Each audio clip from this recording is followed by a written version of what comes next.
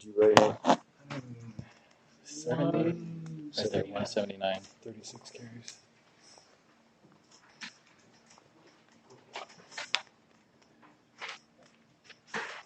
Wow. And his long was 15.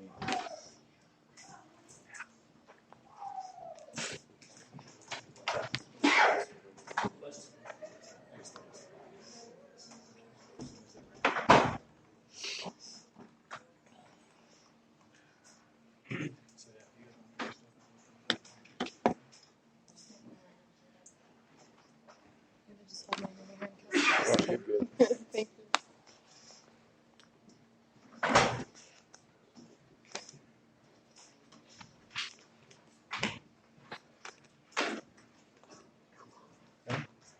Okay, we've got head coach Gary Andersen. Our coach make an opening comment on tonight's game, and then you guys can ask questions. Oh, well, that was a fight for sure. Kids battled through a lot of things. They battled through weather delay. They battled through 5 turnovers to 0 at one point in the game. We come back and got a couple of huge turnovers for us. But they fought. They battled. Was not perfect by any means. There was a lot to work on. I thought the defense continually just got put in 4 spots tonight and found a way to keep on fighting, keep on battling, and score points themselves. So it was great to see just the resilience of the football team. We had to run the ball. It was good to see us be able to run the ball effectively, to grind out the clock and actually take some time off the clock. So there's a lot we can grow and we can learn from this football game. But ultimately, it's a great team victory. And, all 3 phases did some positive things. All 3 phases did some things that they can do better. The long field goal was huge. It was right on the cusp of where he's comfortable in a nice day with no wind, and that wasn't a nice day with no wind. And I thought the punting game was very solid, except for obviously the block was a huge negative. But you're fortunate if you win a football game 5 turnovers to 2, you're fortunate to win. Probably win that game 7 to 10% of the time, I'd say, maybe less. But we did it, and these kids are resilient. I'm very proud of them, and we're just looking forward to watching this tape and get on to the next one. How much did the weather affect those turnovers? Oh, I don't think they did. I don't think the weather affected any of those turnovers that I saw at all. They on either side, quite frankly. So the weather is something that you have to be able to deal with, and we talk about it all the time, and we're going to continually talk about this and continue to talk about this. If you're going to be where we play football, you better be able to handle weather, and you better be able to run the ball effectively late in games. It's the way it's going to be if you're going to be a consistent team that plays very meaningful games in the month of November. And this just happens to be a lot earlier than November. But I don't think the weather was a factor with the turnovers. It was a factor with the offenses, but it wasn't a factor with the turnovers. As a coach, how gratifying was it to see a senior like Gerold Wright just mentally bounce back from that fumble and he really just ran hard tonight? He did. And he was, after Jalen was out, it was a G. Bright show.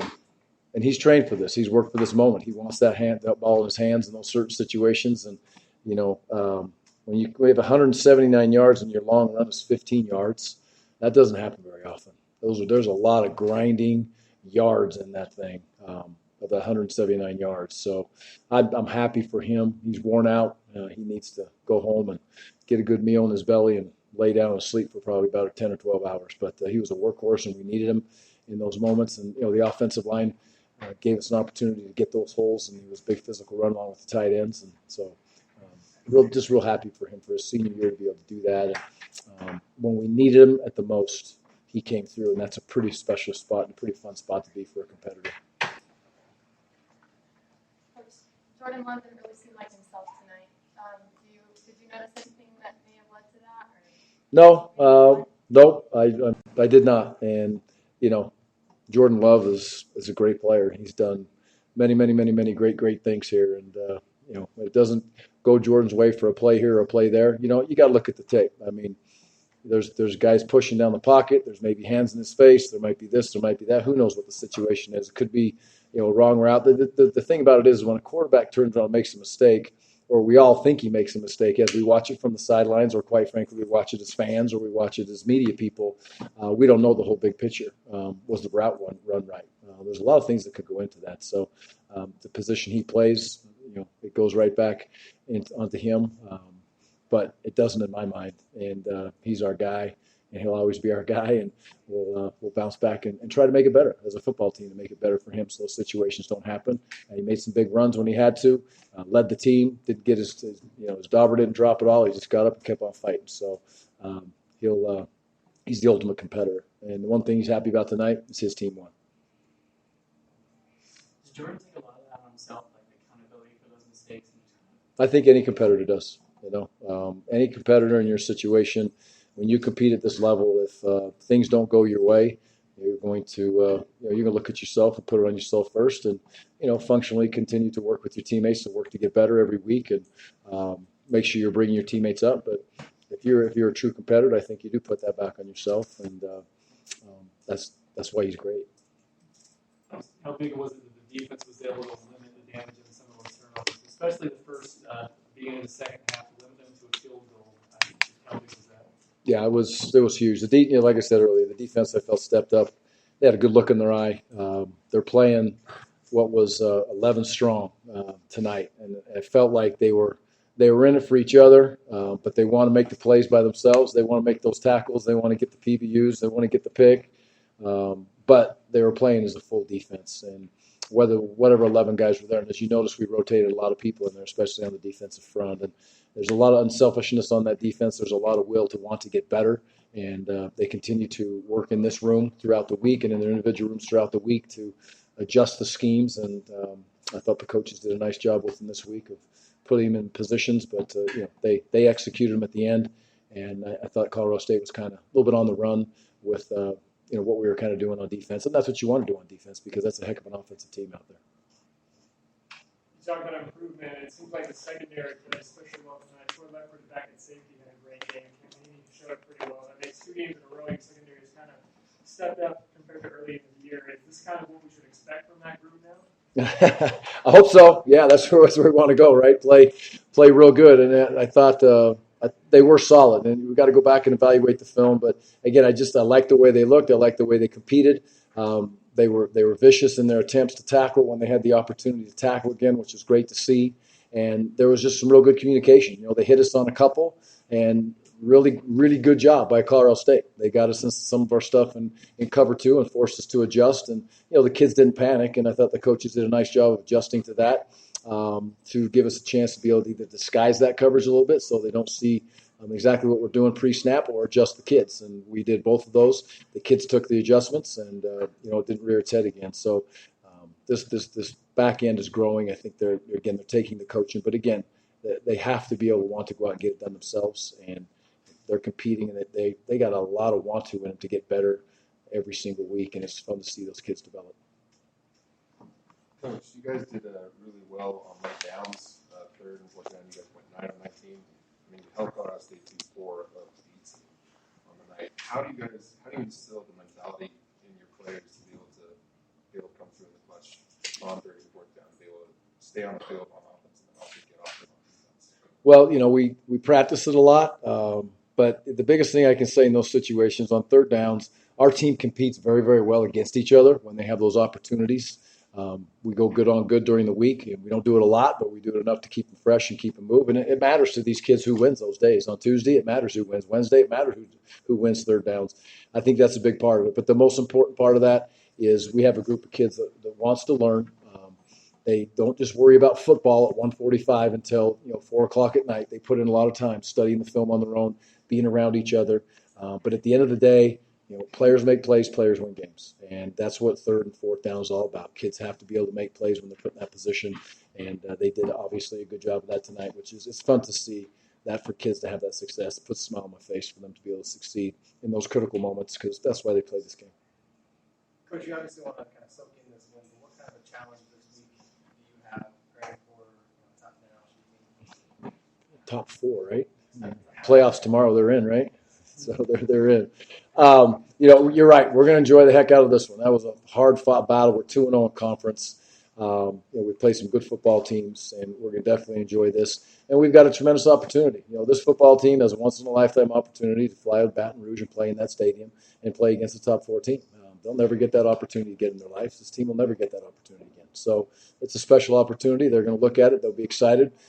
Much respect. There's a lot of coaches that we know from the past here that are on that staff, and they know they got a really good team, but we know they got a really good team, and we got a really good team that likes to fight like crazy. So we're going to fly over there, and we're going to do all we can to represent Utah State the best way possible. But I'll tell you one thing is we're going to enjoy this one tonight, and we'll worry about that tomorrow.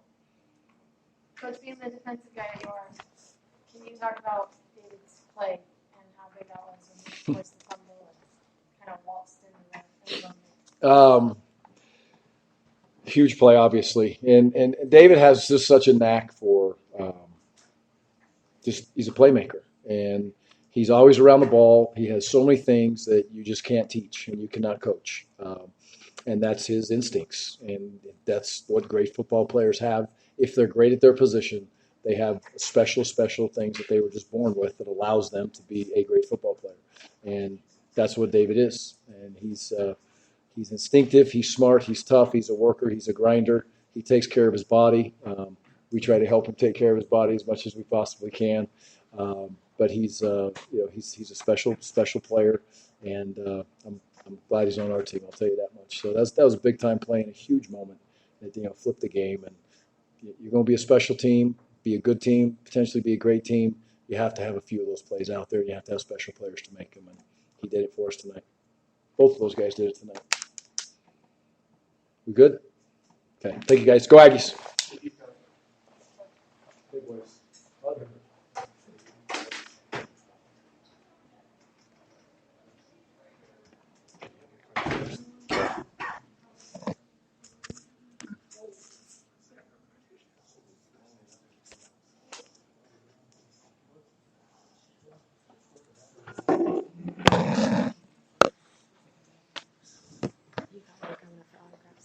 What? You thought we were coming up for autographs.